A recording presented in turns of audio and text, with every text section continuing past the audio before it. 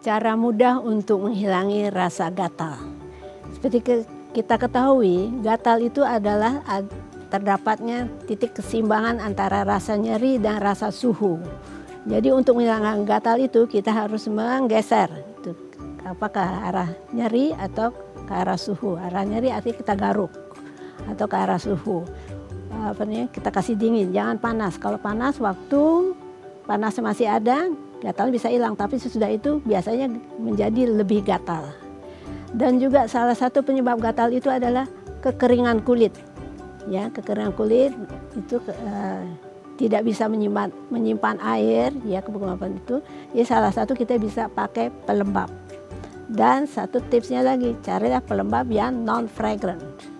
Ya, karena fragrance itu kadang-kadang malah mengiritasi kulit.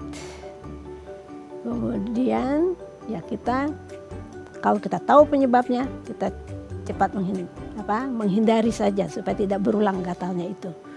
Dan buat tahu penyebabnya itu, kita bisa melakukan beberapa tes di laboratorium.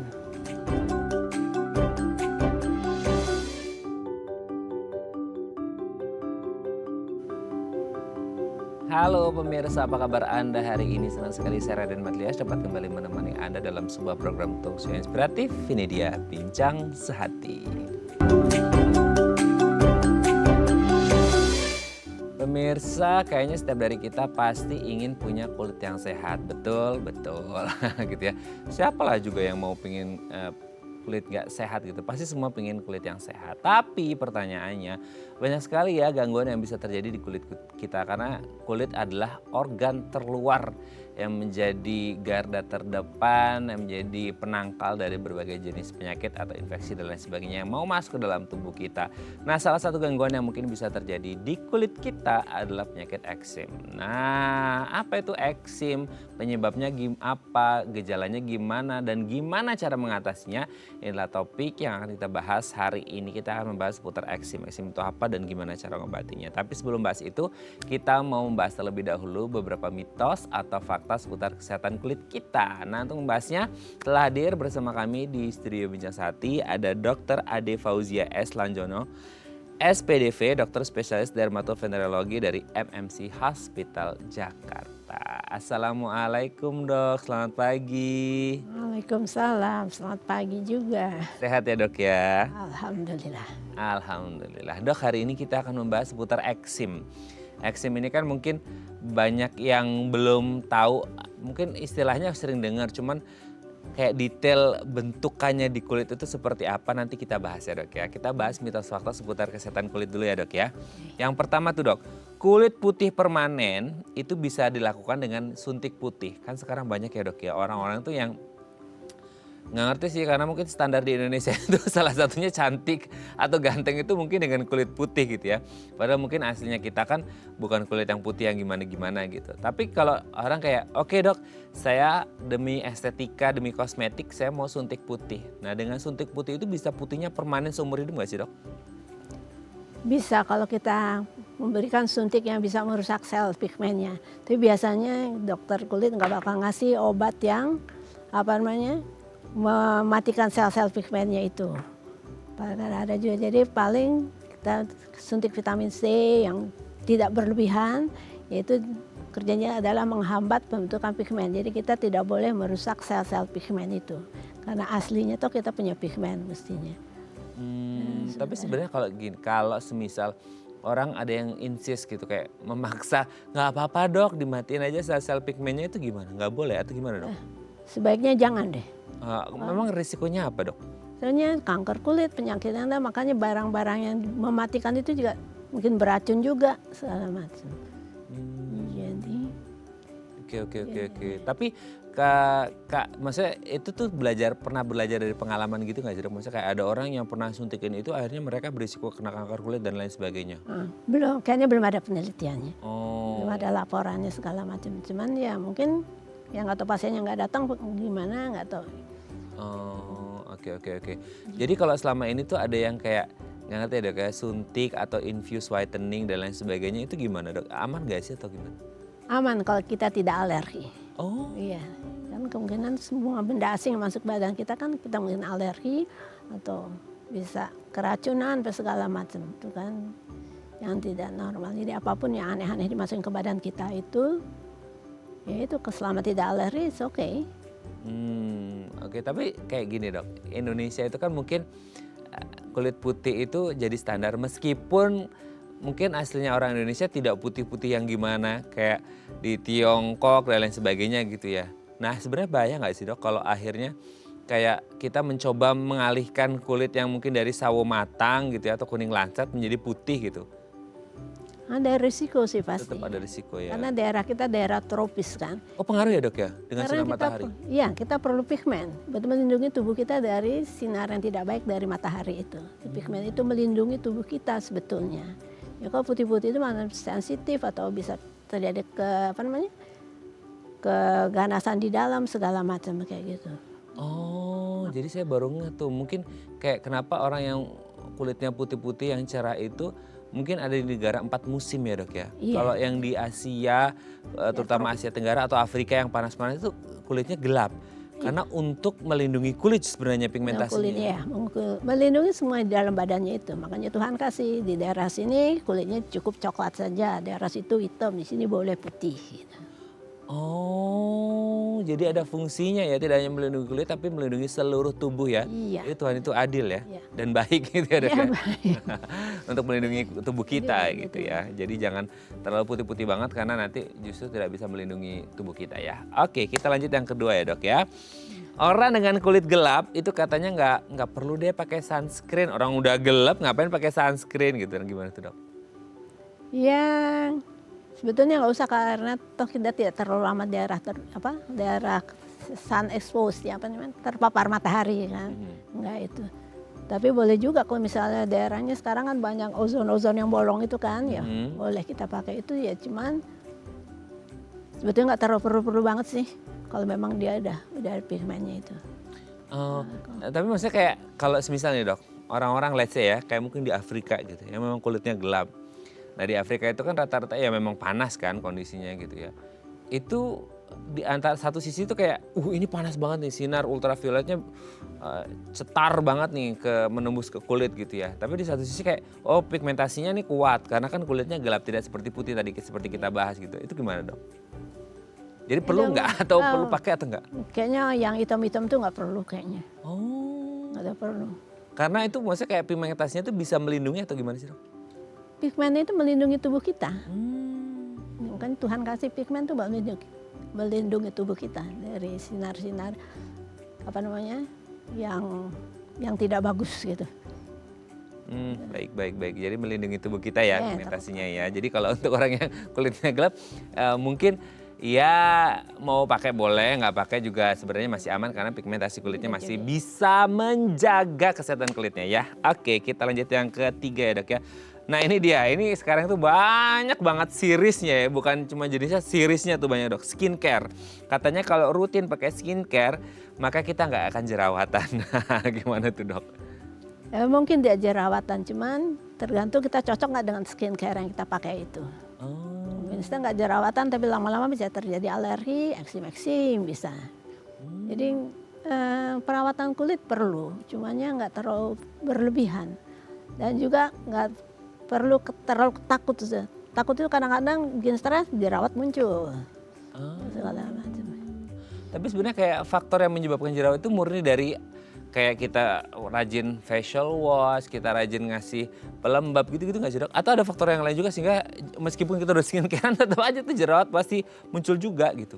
Ya karena bakat kulitnya itu berlebihan itu, sel-sel lemaknya itu. Jadi ya membersihkan muka juga nggak boleh terlalu sering karena jerawat itu timbul pada kita tidak membersihkan muka dan kita terlalu bersih. Dua-duanya bisa menimbulkan jerawat. Jadi semua seimbang aja deh. Oh, oke dok. Kalau yang jarang membersihkan muka, kita ngerti ya, maksudnya kayak kotoran nempel sehingga menyumbat, terjadilah jerawat.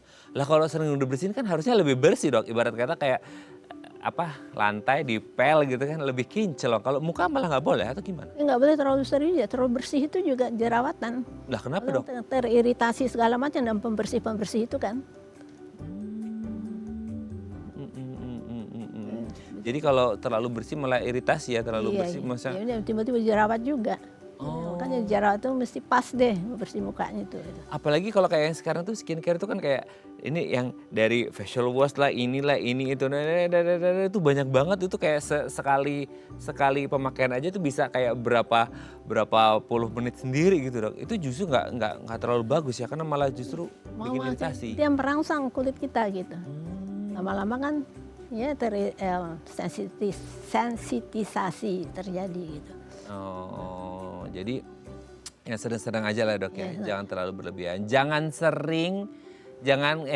nggak keseringan bersihin muka, jangan juga keseringan. Iya. Malah nggak bagus ya. Pas semuanya mesti pas. Pas ya mungkin sesekali aja gitu, ditambah mungkin 5 kali waktu wudhu ya dok ya. Oke dok, kita lanjut yang keempat ya. Kulit yang mulus artinya kulit yang sehat. Nah ini tuh jadi satu standar lagi nih dok. Standar kecantikan kosmetik estetika saat ini adalah ketika kulit mulus. Nah soalnya apa? Orang pasti kepikiran, wah kalau kulitnya mulus udah pasti sehat. Betul nggak sih dok? Yang dimaksud mulus itu apa sih? Yang lalat kepleset. Mulus tuh kayak mungkin nggak geradakan kali ya dok ya. Atau kayak sekarang ada standarnya dok, glowing gitu kali ya. Yang cerah, yang mulus, yang kayak pantat bayi gitu dok. Nah itu gimana? Ya bagus sih kali itu. Ya sehat sih itu sebetulnya. Tapi asal yang terlalu putih glowing banget itu juga nggak bagus juga. Kalau sekarang tuh yang kayak ini ya standar salah satu standar glowing yang mulus itu sekarang tuh yang kayak agak oily gitu loh dok. Kayak mengkilat banget, itu apa sih sebenarnya dok? Nah itu nggak tahu deh bahan-bahan apa yang ditaruhnya itu tuh. Ditaruhnya. Ya, sampai mengkilap kayak begitu gitu. Iya, tapi kalau yang sehat itu harusnya nggak terlalu mengkilap oily gitu ya dok? Yes normalnya. Mungkin kayak Mas Raden ya, itu termasuk sehat nggak terlalu. Soalnya kan sekarang banyak ya dok ya yang kulitnya itu kayak kena sinar sinar lampu itu langsung mengkilat. Balik itu justru mungkin ada ini ya, ada tambahan-tambahan kali ya dok ya? Ya ada bahan-bahan dari make upnya itu apa namanya dasar make upnya segala macam itu. Oke, jadi tidak perlu yang harus yang gimana-gimana gitu ya dok ya. Yang mulus yang biasa aja nggak terlalu mengkilap-mengkilap itu sudah sehat. Oke ya, kita lanjut yang terakhir ya dok ya. Penyakit kulit apapun itu pasti menular. Nah orang itu kan sekarang kayak kulit kan kebetulan di luar dok. Jadi orang bisa lihat. Apalagi kalau mungkin di tangan atau di telapak tangan lah gitu. Orang ketika ada penyakit kulitnya di tangannya. Mau salaman, lebaran kemarin lagi dok ya kayak aduh salaman nggak ya gitu ya. Nggak salaman dikirain nggak enak tapi salaman takut nular gitu. Nah semua penyakit kulit itu nular nggak sih dok? Enggak. Kalau yang eksim, yang alergi nggak nular. Kayak nular itu kan bisa ada infeksi nanas segala macam atau skabies itu nular. Tapi pada umumnya penyakit tuh yang namanya eksim tuh aman sih, nggak nular dia. Oke, jadi sebenarnya tergantung jenis penyebab atau jenis penyakit kulitnya. Ada yang menular, ada yang tidak menular gitu. Jadi itulah pentingnya untuk mengetahui mana-mana jenis penyakit kulit yang menular dan tidak menular. Sehingga kalau pas lagi lebaran nggak galau ya dok ya, mau salaman atau enggak gitu ya. Oke, terima kasih dokter Ade sudah terjawab mitos faktanya. Nanti kita lanjut ngomongin eksim ya. Tadi katanya nggak menular tuh ya dok ya. Nanti kita bahas di segmen selanjutnya dok ya. Oke pemirsa, kami akan kembali sesaat lagi tetap bersama kami di Bincang Sehati.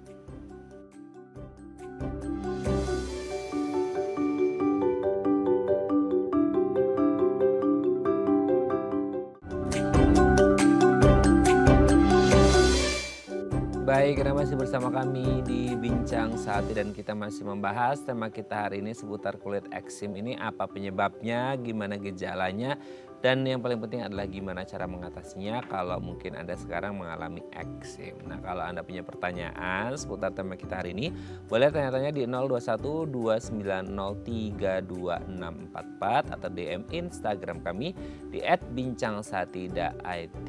Kita masih bersama dengan Dr. Ade Fauzia S. Lanjono, SPDV, dokter spesialis dermatovenerologi dari MMC Hospital Jakarta. Oke dok, kita lanjut. Kalau ngomongin eksim ini ya mungkin orang sering dengar ya dok ya. Cuman nggak ngerti eksim itu kayak bentukan aslinya. Mungkin orang juga pernah lihat gitu, tapi nggak ngerti mungkin namanya eksim. Jadi kayak di satu sisi pernah dengar, di satu sisi pernah lihat, tapi nggak mungkin nggak tahu kalau itu namanya eksim gitu. Nah eksim itu sebenarnya penyakit kulit yang seperti apa sih dok? Biasanya penyakit kulitnya itu ada kemerahan, Atau kadang-kadang ada beruntus-beruntus, kadang-kadang bengkak dan diinikan dengan rasa gatal yang biasanya diikuti rasa gatal. Jadi macam-macam karena tergantung situasinya, apa dia lagi akut, lagi kronis atau akut kronis itu, jadi tergantung.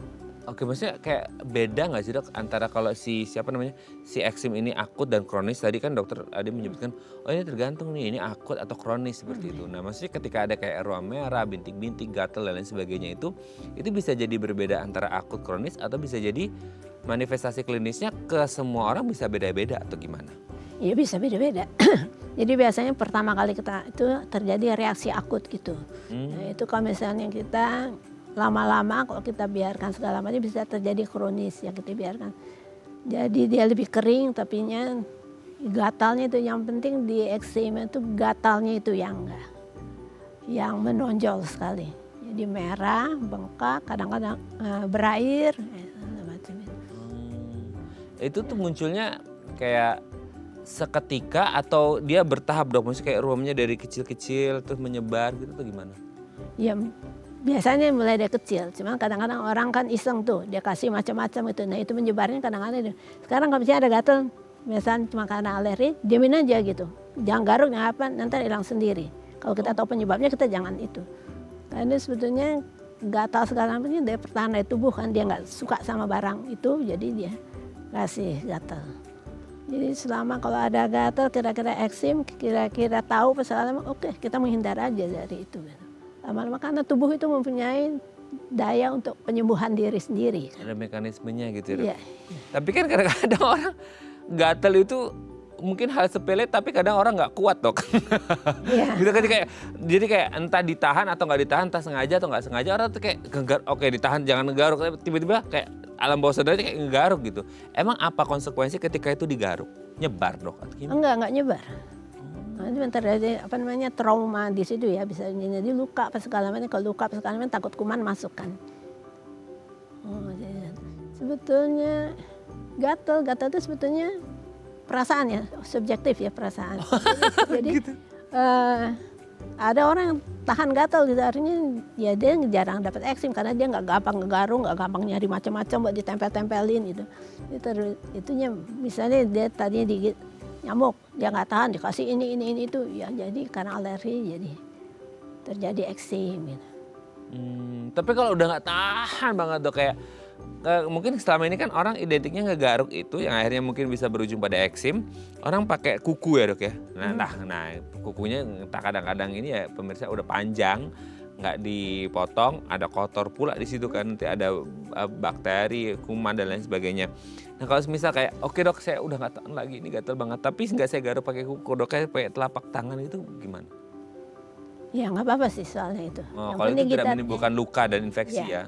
Selama kita tidak merusak permukaan kulit itu, udah begitu aja sih. Soalnya kan kadang-kadang ada ya kayak orang yang gatal itu kayak udah kayak itu nikmat banget gitu kayaknya. Mungkin ada sesuatu yang di dalam badannya. Artinya apa nih? Gatal tuh karena subjektif sekali ya. Ada orang tahan, ada orang gatal dikit udah kayaknya gatal banget. Habis itu udah gitu dia merasa enak gitu ngegaruk. Iya nikmat. Enak garuk sebetulnya. Ya kadang-kadang juga ada psikis juga sih ya. Ada sesuatu tidak menyenangkan. Ya kadang-kadang saya bilang sama pasien saya, daripada garuk-garuk toncokin ini orang yang bikin kamu stres gitu. Gitu garuk-garuk ngerusak diri sendiri. Sebetulnya ya kadang-kadang lebih banyak tuh yang karena stresnya itu tuh. Oh gitu. Oh, itu subjektif ternyata ya kalau kita ngomongin rasa gatal itu ya. Oke, dok tapi sebenarnya yang menyebabkan itu apa? Maksudnya apakah karena infeksi dari kuman, bakteri, atau mungkin alergi kita entah makan, entah udara atau gimana? Bisa dari tempel, bisa dari makan, bisa dari udara. Oh, maksudnya kalau kita lihat yang dari tempel itu apa? Ini teman kita makan sesuatu nggak tahan. Oh, kayak apa jam tangan? Jam tangan bisa kita nggak tahan dengan metalnya. Metalnya gitu? Ya, atau kulit juga bisa juga gitu. Apa aja sih bisa bikin alergi, tergantung orangnya gitu. Karena nggak semua orang penyebabnya sama. Oh. Tapi itu kayak semisal kita ambil contoh dari yang jam tangan lah ya. Orang yang sering pakai, yang nempel kan maksudnya jam tangan gitu ya dok ya. Jam tangan katakanlah orang ini nggak bisa pakai jam tangan yang metal karena mungkin karena keringetan mungkin ya dok ya, jadi akhirnya terjadi apalah gitu. Itu dia dari awal udah kerasa bahwa dia nggak cocok pakai metal atau bisa jadi agak lama prosesnya? Enggak langsung. Oh. Kalau yang langsung biasanya itu iritasi.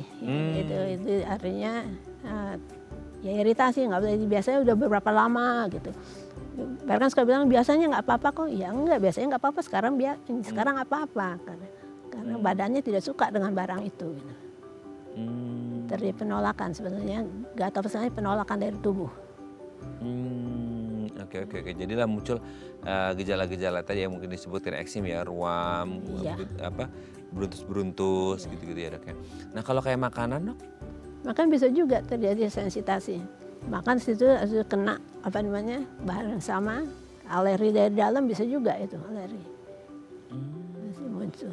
Kalau selama ini kita tahu kalau orang alergi makanan itu kan biasanya gatel-gatel dok. Kayak merah-merah gatel. Itu eksim juga atau itu beda? Maksudnya itu eksim ini itu alergi yang karena makanan atau gimana? Makanan bisa juga menyebabkan eksim. Tapi ada biasanya makanan timbulnya itu kayak biduran itu tuh. Kaligata itu. Kalau eksim kan dia menetap kayak gitu kan. Kalau yang itu kan hilang timbul kayak gitu. Oke. Nah kalau dari udara dok, udara beda nggak? Maksudnya kita kan mostly di Indonesia tropis tuh. Terus kemudian misalnya kita berpindah ke daerah yang agak dingin itu atau bisa pengaruh atau gimana?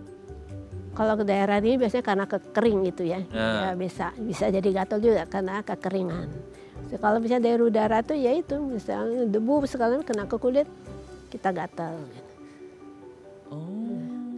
Tapi itu maksudnya emang bakat kulitnya dari kecil dari lahir atau itu acquired didapat ketika mereka ada dewasa sehingga akhirnya kulitnya lumayan sensitif sehingga entah kena debu atau lain sebagainya bisa mengarah ke eksim? Bisa. Jadi memang bakatnya dia alergi. Gitu.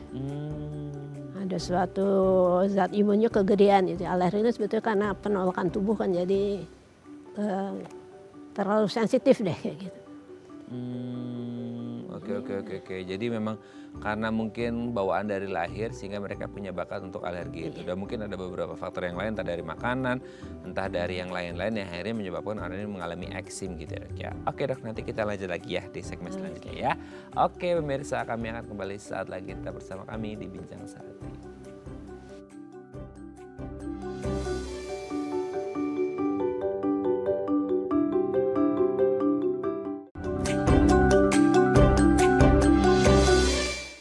Baik, Anda masih bersama kami di Bincang Sehati dan kita masih membahas sama kita hari ini seputar kulit eksim. Apa penyebabnya, gejalanya, dan gimana cara mengatasinya. Nah, kalau Anda punya pertanyaan seputar tema kita hari ini, Anda boleh tanya-tanya di 0212903244 atau DM Instagram kami di @bincangsahatidai.tv. Kita masih bersama dengan Dr. Ade Fauzia S. Lanjono, SPDV, dokter spesialis dermatovenerologi dari MMC Hospital Jakarta. Oke dok, kita lanjut lagi. Nah, tadi dengan beberapa kondisi kenapa orang akhirnya bisa mengalami eksim. Nah, seperti kita tahu eksim kan bisa terlihat oleh mata gitu ya dok ya. Nah, berarti apakah eksim itu hanya mengenai gini, di kulit kita kan ada beberapa lapisan tuh dok, gitu. Epidermis dan lain sebagainya gitu ya. Itu tuh si eksim itu muncul di lapisan kulit yang mana dok? Paling atas, epidermis. Maksudnya kayak kan kita nggak bisa ngukur ya dok ya, kayak ini dia masuk ke dalam meresap ke dalam atau hanya di epidermisnya aja, atau kalau misal dia lebih parah dia bisa lebih mendalam lagi gitu? Enggak, lain lagi penyakitnya bukan eksim. Enggak, itu biasanya dia cuma di epidermisnya aja gitu. Oh, di epidermisnya aja. Dia tidak akan bisa ke dalam tapi dia bisa melebar nggak? Bisa meluas dia. Meluasnya itu karena apa biasanya dok? Ya karena kita masih memakai sesuatu yang si kulit nggak mau terima itu. Digosok lah, kasih minyak panas apa segala macam, dia meluas dia ke dalam enggak. Makanya dia sembuhnya biasa bisa kembalinya nggak ada sisa. Kalau lebih ke dalam kan karena ada cicatrix keloid bekas luka gitu kan. Jadi dia nggak bakalan sampai ke bawah situ. Jadi eksim ya kalau dia sembuh ya kulitnya ya normal. Tapi mungkin awal-awal warnanya lebih hitam gitu kan. Oke, jadi dia hanya terjadi di epidermis aja, tidak akan ke dalam. Cuma mungkin dia akan bisa meluas kalau akhirnya kulit yang mengalami eksim ini terpapar dengan hal-hal atau benda-benda atau produk-produk yang akhirnya sebenarnya nggak bisa diterima oleh si kulitnya gitu ya dok Iya ya? itu Atau digaruk tadi yang super heboh gitu ya dok ya? Iya heboh itu. Tapi biasanya di titik mana sih dok di tubuh kita yang rentan mengalami eksim, ada nggak titik-titik? Oh enggak, sama aja sih. Cuman kalau yang tadi, yang kita sebut neurodermatitis yang karena stres, iya biasanya pada tempat yang gampang dicapai oleh tangan. Gitu. Itu berarti ada hubungan kayak soalnya gini, orang kalau stres kan suka garuk-garuk gini gitu ya dok ya? Iya tadi yang nggak gatal jadi gatal ya, karena saya kepegang gitu segala macam jadi gatal. Tapi itu juga kayak saya sering mengalami itu. Berarti itu karena stres ya dok ya. Sebenarnya gini, tidak murni bahwa itu mungkin gatal karena ada kuman bakteri, tapi karena psikisnya kita atau Iya, kadang-kadang itu karena kita garuk-garuk ini terangsang jadi gatal gitu. Kalau kita kan yang ini baru-baru lama-lama jadi itu kita nggak bisa, maka kita nggak bisa marah, kita begini segala macam itu. Itu yang disebut biasanya neurodermatitis itu karena stres. Akhirnya yang dari alam bawah sadar kita karena rasa stres kita digaruk yang sebenarnya itu tidak gatal, akhirnya gatal digaruk-garuk malah jadi eksim gitu ya. Oh, apalagi kukunya kotor gitu dan lain sebagainya gitu ya. Tambah berabe urusannya. Tapi kalau ngomongin eksim itu sendiri, dia ada tingkat keparahan nggak sih dok? Misalnya yang ringan, sedang, berat, mungkin entah dari penampakannya, entah dari luas diameter eksimnya gitu. Kalau ringan ya artinya cuma tempat-tempat tertentu. Kalau dia bisa karena perbuatan kita jadi meluas, bisa juga meluas itu. Misalnya kita pakai sabun yang kita nggak kuat, misalnya orang suka pakai sulfur segala macam itu kan, nah dia nggak kuat ya bisa kena semuanya. Tergantung dari apa yang dia oleskan ke badannya gitu. Oh, maksudnya perkara sabun pun bisa? Bisa. Mungkin orang pikirnya, masa sih dok dari sabun kan sabun untuk melindungi kulit kita. Misal kita kena eksim terus kita pakai sabun yang kita nggak ngerti bahwa sabun itu nggak cocok dengan eksim kita, itu bisa malah menyebar. Bisa karena kita pakai kan pertahanan tubuh nih ya, misal sulfur yang sering terjadi itu orang katanya supaya sehat sulfur atau kayak sabun detol ada bahan-bahan yang nggak kuat itu kan itu dia kan antibakteri bukan anti alergi. Jadi yang antibakteri itu bisa bikin kita jadi alergi gitu. Oke. Jadi memang harus tahu ya orang-orang ketika gini, orang kan pikirnya kayak wah ini eksim nih, takut ada kuman bakteri, akhirnya pakailah sabun-sabun antibakteri, yang antiseptiknya gitu-gitu segala macam, itu justru malah kalau nggak cocok bisa berbahaya. Iya tambah luas, bahaya enggak. Jadi eksim itu bukan karena infeksi, kalau dia infeksi namanya infeksi. Kalau eksim itu ya reaksi alergi tubuh, penolakan dari tubuh itu. Oke. Tapi mungkin tidak terlalu bahaya tapi dia melebar. Nah kalau tambah lebar kan jadi lebih panjang urusannya dong dok? Iya, jadi panjang urusannya. Misal kayak lebih luas berarti lebih banyak area yang rasa gatal dong dok? Iya mungkin ya bukan karena garukannya itu tapi karena pemakaian yang itu tadi sabun-sabun yang nggak cocok sama kulitnya. Tapi ada nggak dok, maksudnya kayak orang-orang entah ya mungkin dari jenis kelaminnya pria wanita, range usia anak-anak, remaja, dewasa, lansia, atau dengan orang-orang yang kayak punya riwayat khusus di kulitnya gitu, ada gangguan ini dan lain sebagainya sehingga mereka itu rentan mengalami eksim. Enggak aja kalau golongan umur ada kan, dari anak-anak, dewasa itu ada. Ya ada kita sebut atopic dermatitis itu. Biasanya dari bayi itu udah ada tuh yang ruam-ruam di pipi itu yang dibilang eksim susu segala macam itu ya. Itu sebetulnya bukan karena susu sih, karena kulitnya emang sensitif. Yang atopik. Nah biasanya kalau orang yang anak kecil itu yang dari kecil itu udah yang eksim susu itu atau daerah sini ya atau daerah lipatan-lipatan ini, biasanya juga dia punya penyakit yang lain, misalnya pilek atau alergi yang lainnya gitu. Rinitis ya pilek. Oke, nah kalau semisal dari bayi dia punya eksim susu dan lain sebagainya, itu berarti kan dia punya bakat ya dok ya. Nanti kalau gede dia ke bawah nggak sih dok? ke bawah. Karena emang dia ada bakatnya atopi ya. Atopi itu istilahnya apa ya? Emang gampang alergi. Ya, itu mungkin nanti kalau gede dia terjadinya asma gitu. Kalau bisa. Itu kan jenis-jenis penyakit atopi itu.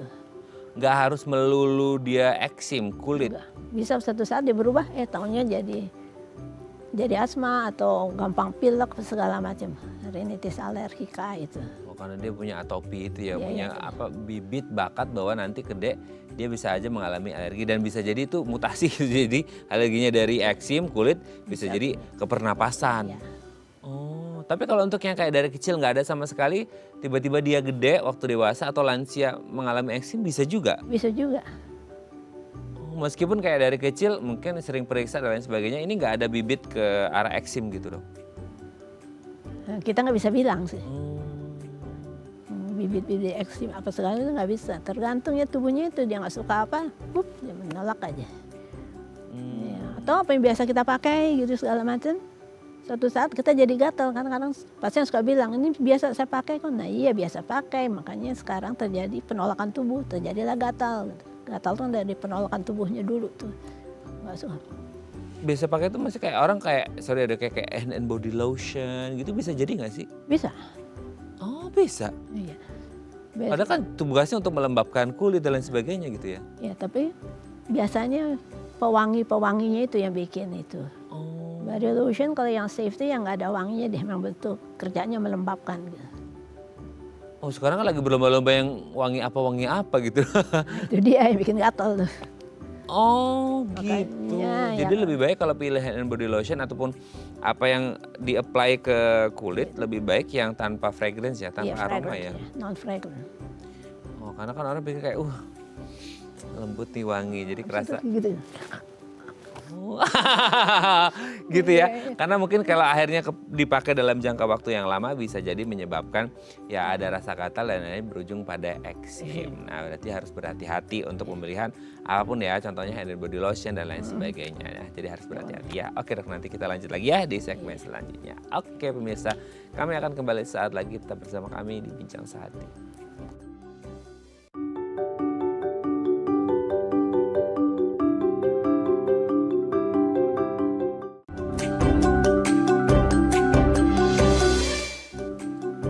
Baik, karena masih bersama kami di Bincang Sehati dan kita masih membahas tema kita hari ini seputar penyakit kulit eksim.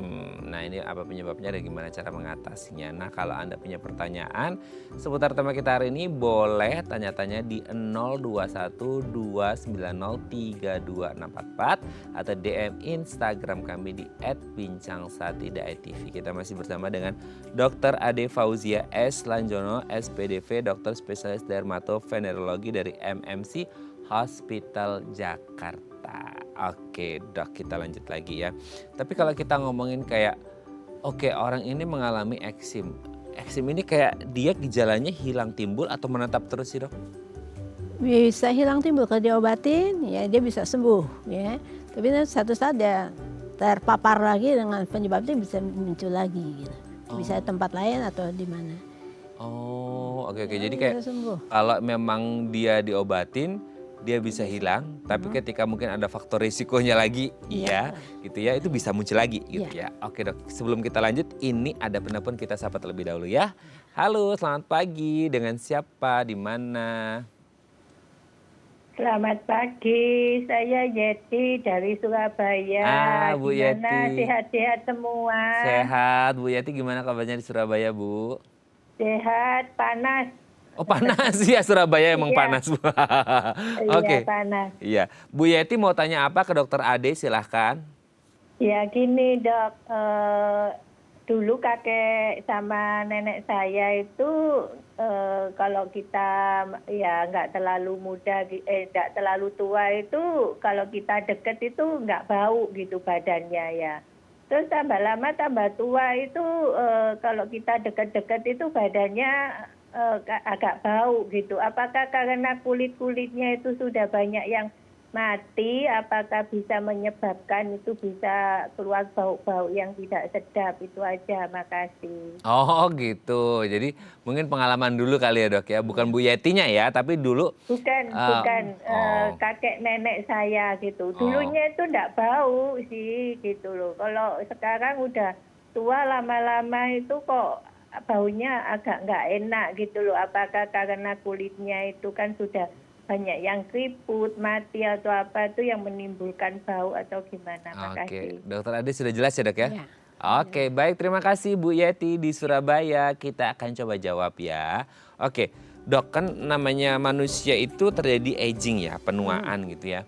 Nah penuaan itu kan tidak hanya di jantung, ginjal dan sebagainya. Salah satu mungkin ke kulit kan. Mungkin banyak sel kulit yang udah mati, rontok dan mati gitu, kalau tadi kata Bu Yeti gitu ya. Nah betul nggak sih kalau akhirnya ada orang yang muda, mungkin ini pengalamannya Bu Yeti tadi ya. Kakek neneknya itu waktu muda nggak bau badan mungkin ya gitu. Tapi belakangan ini kok agak bau, mungkin bukan bau badan ya, bau nggak tahu aroma dari mana datangnya itu karena mungkin sel kulitnya banyak yang mati karena udah tua atau gimana sih dok? Pengaruh nggak sih? Pengaruh sih emang pada orang tua sering terjadi apa namanya bau badannya itu. Ya karena apa namanya keriput itu kan jadi banyak yang apa namanya yang tersembunyi apa namanya tertutup-tutup gitu ya segala macam itu nggak bersih segala macam. Habis itu juga terjadi apa makin tua kita kan perbaikan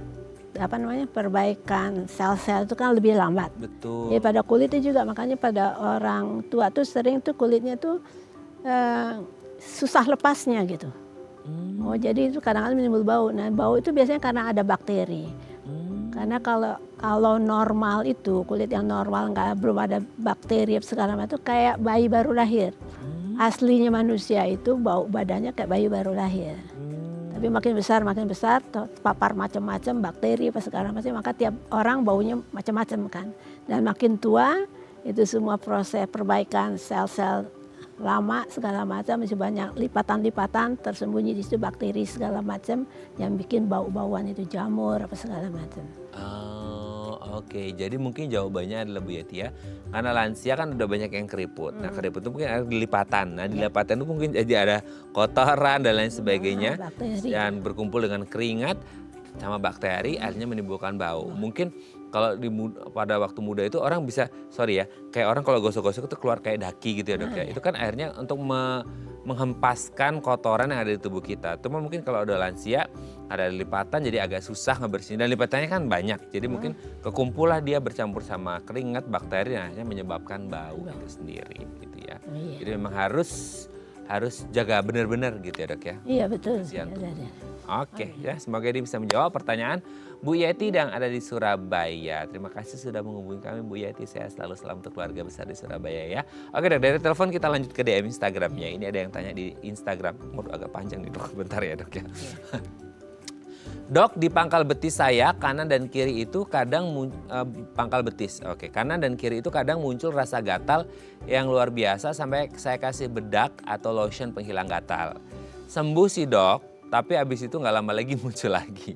Tapi kadang hilang sendiri sampai luka karena lecet saya garuk. Kayak ada bintik-bintik kecil gitu dok. Itu eksim atau masalah kulit yang lainnya? Oke, jadi gatal sampai digaruk, kadang sampai luka, sampai muncul bintik-bintik kecil. Dia kasih bedak atau lotion, hilang tapi nggak tahu kapan lagi muncul lagi. Itu apa dok? Itu eksim. Yang pangkal betis kan maksudnya kan belakang lutut Iya, ini iya. ya itu. Biasanya itu eksim. Eksim biasanya atopi. Atopi eksim itu bisa muncul terusnya lagi baik kulitnya dia nggak sembuh tapi ada sesuatu penyebabnya lagi terpapar sesuatu apa lagi timbul lagi reaksi gatalnya gitu. Jadi bukan bakteri sih bahan-bahan kimia apa gitu segala macam. Nggak usah mesti bakteri. Kalau bakteri namanya infeksi kulit. Jadi kalau eksim ada bakterinya artinya eksim dengan infeksi sekunder ya, infeksi datang belakangan. Itu kalau kayak Pak Rudi ini kan dia kasih bedak, kan ada yang bedak kayak penghilang gatal lah atau lotion yang untuk penghilang gatal juga itu gimana dok? Amankah atau? Aman selama dia nggak tambah gatalnya aja gitu. Oh. Kan semua itu individual sekali kan. Jadi ada yang dengan itu bedak udah cukup dia karena dia nggak garuk-garuk jadi nggak gatalnya nggak menyebar. Ya itu atopi biasanya daerah sini. lipatan. Alergi ya, eksim ya. Eksim. Oke. Itu biasa bisa nyebar nggak sih dok kalau kondisinya kayak gitu? Karena maksudnya yang hilang timbul gitu? Atau dia menetap di titik situ aja tapi akan sering muncul gitu? Bisa tempat itu atau dia pindah-pindah tempat aja, lokasinya lebih kurang di situ juga gitu. Oh. Kalau nyebar ya kalau kita garuk-garuk terus ya dia bisa nyebar kemana. Itu kalau sampai akhirnya tadi kan Pak Rudi bilang saya sempat garuk-garuk sampai lecet, itu gimana tuh? Lecet takut infeksi nantinya. Apa sih dok yang ditakutin biasanya kalau airnya tergaruk sampai infeksi gitu? Infeksi jadi kan bakteri masuk. Bisa lebih dalam lagi nanti penyakitnya itu. Bisa berubah tambah lagi penyakit yang bukan hanya gatal eksim tapi mungkin yang lain ya? Iya. Bisa kayak demam gitu nggak sih kalau infeksi bisa ya? Iya, kalau infeksi biasanya bakteri ya demam ada, bernanah segala macam. Ih, serem banget ya. Nah itu ya, jadi Pak Rudi tadi ya. Pak Rudi kalau emang gatal ya segera diobati gitu ya. Tapi jangan digaruk ya, itu bisa bahaya malah jadi infeksi sekunder, nanti ada bakteri masuk bisa menyebabkan penyakit-penyakit yang lain. Dan semoga sehat selalu Pak Rudi ya. Terima kasih sudah menghubungi kami via DM Instagram kami. Oke dok, nanti kita lanjut lagi ya di segmen terakhir ya. Oke pemirsa, kami akan kembali sesaat lagi. Tetap bersama kami di Bincang Sehati.